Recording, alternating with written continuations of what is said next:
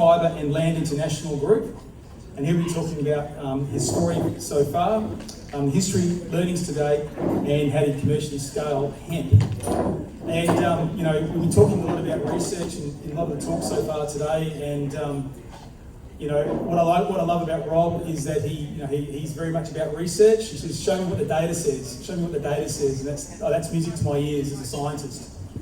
And when we speak about research, I'm reminded of a very, very old saying that to steal one idea from one man is called plagiarism, but to steal many ideas from many men or many people is called research. So I think it's really, really an apt point. Okay, so Rob, over to you. Thank you. Thanks, Bernard, and thank you everyone, and it's great to see everyone back in the room. And special mention to Peter and team for putting this event on. And this is the second time I've presented to this event, so I did it 2 years ago, and I had to go back and look at what I presented then to see how far I'd come in 2 years. And we have made some progress, but there is slippage. So what I want to do is just talk you through some of the things that we're doing and where we're going.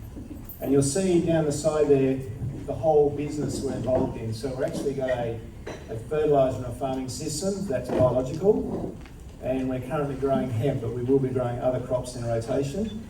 And we're focused on the southwest of WA at the moment, but we will be going north. And so I'm working on a couple of other projects where potentially we'll have 50,000 hectares under irrigation in the north of Australia and supplying hemp and other high quality proteins. So it's a really exciting time for the hemp industry. You know, I first got introduced to hemp in the mid-90s with Monty House when I was in the ag department. And as a biological scientist, you know, I'm a pragmatic scientist, I want to see the science, but then I'm happy to move very quickly. So I see hemp as an extraordinary opportunity for all of us to right some of the wrongs that have been going on in conventional agriculture. But I just want to walk you through where I've been in the last 2 years, and I'm not going to give too much away because there's things that are imminent in signing, but if they get signed, then I would say the industry's away. So we've grown 300 hectares over a 4-year journey, and mostly for our own purposes. There's a lot of seed coming in from offshore, and it's of varying qualities. So we just decided to go with a couple of varieties and stick to our own game.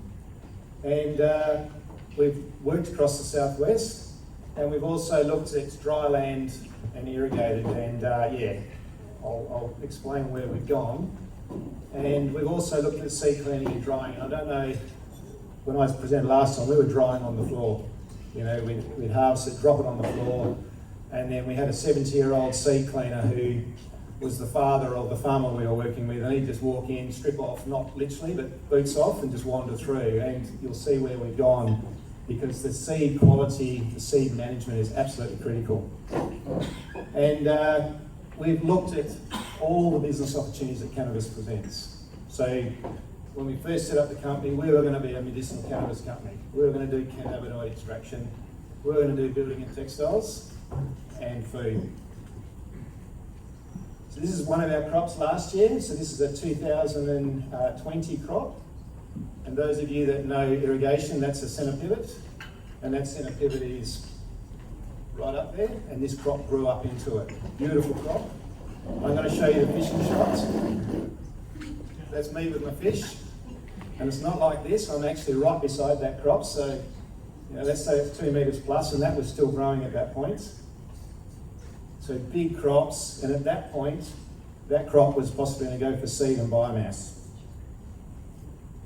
So this is us, this is our harvester. The beauty of the hemp seed industry is the harvesters can be bought out of the wheat belts, and there are a dime a dozen out there, so we went and picked up one fairly cheap. Empties into a seed cleaner into the truck. So what we did last year, for the first time we actually cleaned our seed in the paddock, made a huge difference because we took out all the crap early and we basically had seed, and that was much easier to dry. Now, I won't play this right through, but if you can go back and if you can remember that. Now last year, pandemic, I was one of the lucky ones that was able to travel between borders. And I still get the nervous jitters when I go down through Australand and, you know, expecting to see the roadblock there. But we were actually travelling down to do our harvesting. And around May, we had the first big storm. And I don't know if you remember that storm, but it was a 1 in 25 or 1 in 20 year storm. And so this crop that was like that got the absolute stuffing knocked out of it. So learning, you know, too far south, too late in the season. But I don't know if this will play. Has anyone seen a hemp crop being harvested? No? So I'm happy to stop it, but this is a conventional harvester, you know, a guy that can drive a harvester for wheat. This is all we do. And so what you'll see is the weeds. So this is potato country. And we know we got some weed issues. And that crop went from this beautiful big, you know, 10 centimetres across, you know, 3-4 metres tall. And once we got that first wind into it, we reckon we probably lost 300 kilos to the hectare of seed. So, you know, there's been some massive learnings. You know, the farmers we're working with have been really, really amazing and how they're sticking with us on this journey. But we are interested in the seed. We reckon the biomass can still go, and I'll show you some shots in a minute. So we're really just taking the seed off.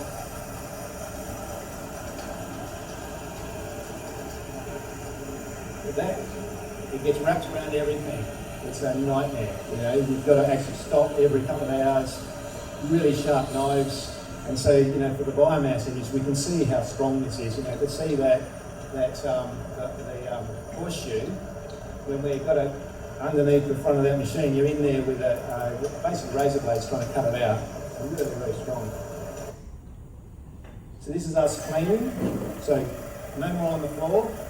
So you remember back into the bins into the bag, and the seed cleaners. So the guys down at Margaret, Steve Thomas, lent us this seed dryer, and that was just incredible. So, you know, actually to be able to dry the seed. So we took it from, out of the paddock was 30% into through the cleaner down to 18%, and with this, we took it down to 12%, and that still sits in the silos. So working through the process is really important, and this is just a quick shot of the seed.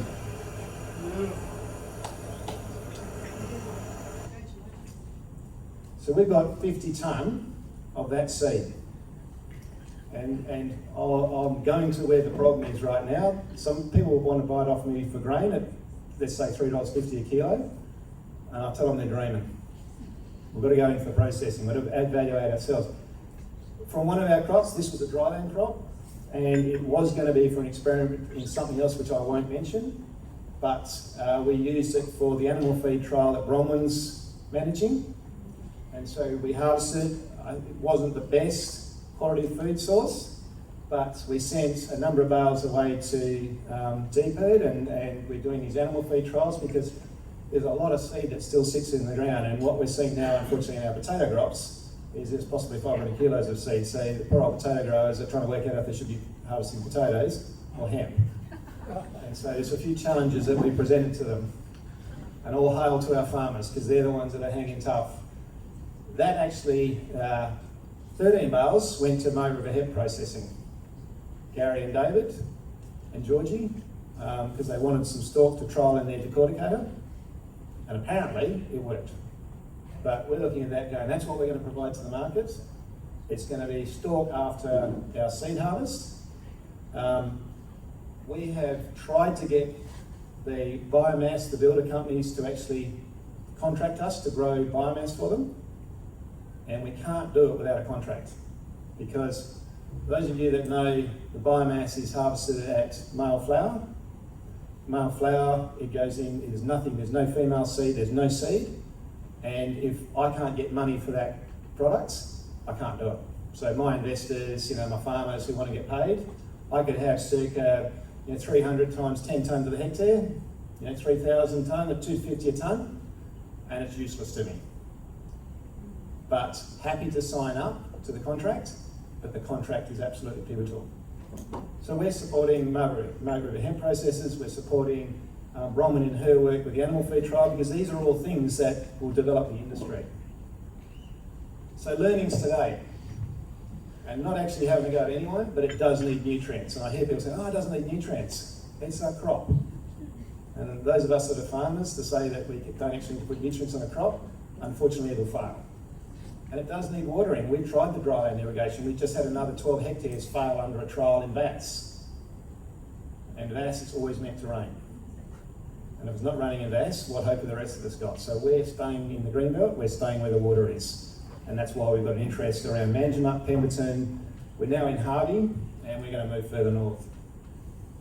And the harvesting, the cleaning, the drying is pivotal. And we're just on this massive learning curve. So now we've got some confidence that we've got the machine to harvest it, got the cleaner, got the dryer. And there's one more process we've just been through where we take it into when we're going to start pressing oil. So you do one more clean, and Robin, I think we've got a product that the market's actually going to like. So we're so close. And for us, on a 4-year journey, it was focused on one opportunity. It's been a wandering journey, and right now, Food Fibre and Land is only interested in the grain for food. We'll sell the biomass to someone who wants to take it for building. Happy to do that. But basically food. So dehulled seeds, seed oil, protein, flour for the food and health and wellbeing industries. We've got a pharmaceutical company, hopefully on Monday will sign us up, and we'll do a nutraceutical using our seed oil. So no CBDs, seed oil, and the protein in that, the omegas, etc. Second dot point, happy to sell our stock after harvest. Would love to be working with Rich and team. We think that's a revolution, but not afraid of going to the market with the hemp processors and ready hemp, because we need to get the stalk out into the market so that we can supply a WA herd.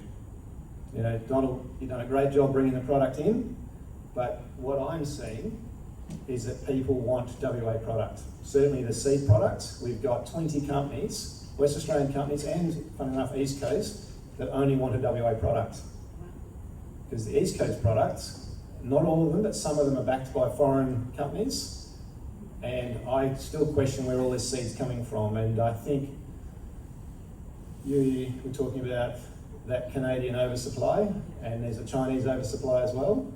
And people love the West Australian industry. They love the product coming from WA. And what Bronwyn and Chris are doing at Bass Valley, we supply them, and we're looking forward to increasing supply to their demand. That's increasing because they got a brand out there that's getting recognition, and there's more companies like that forming up. And someone's mentioned collaboration. We've got nothing to be afraid of each other because people are wanting WA products, and we can all be working together. That last dot point, while we did look at CBD extraction with another company, I still believe with the right legislation, the right laws, and the minister's not here yet, it would be good.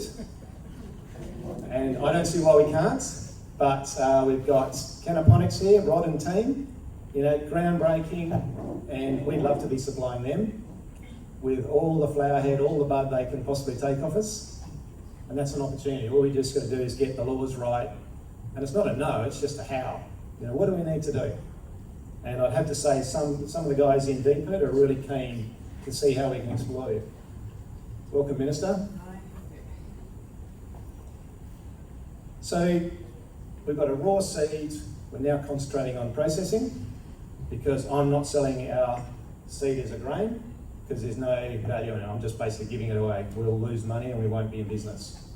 So we're tracking down the processing. We've got an oil press. It's from China. It was the best we could get.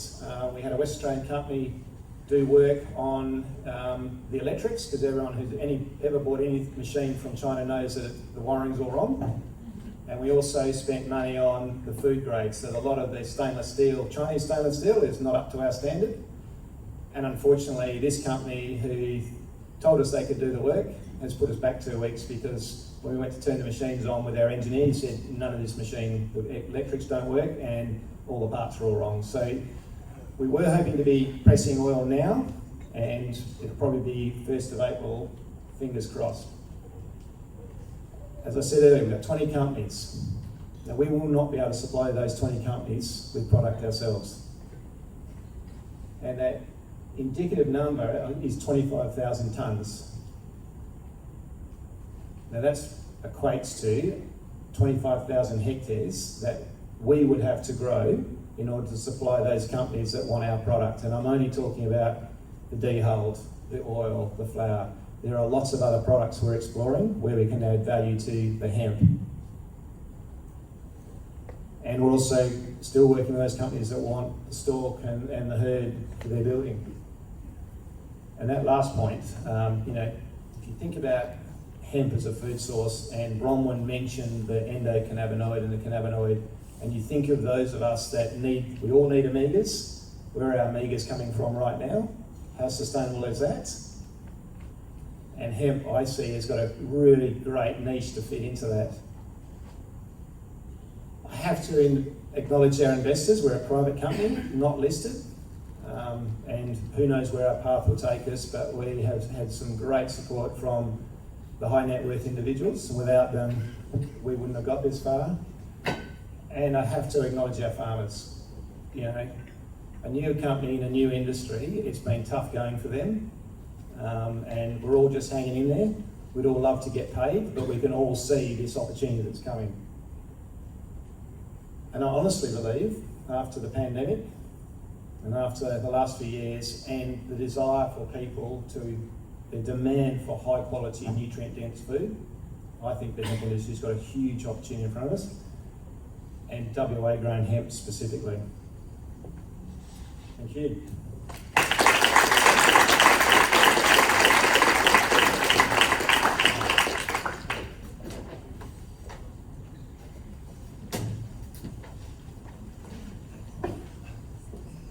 So thank you, Rob. That was very interesting.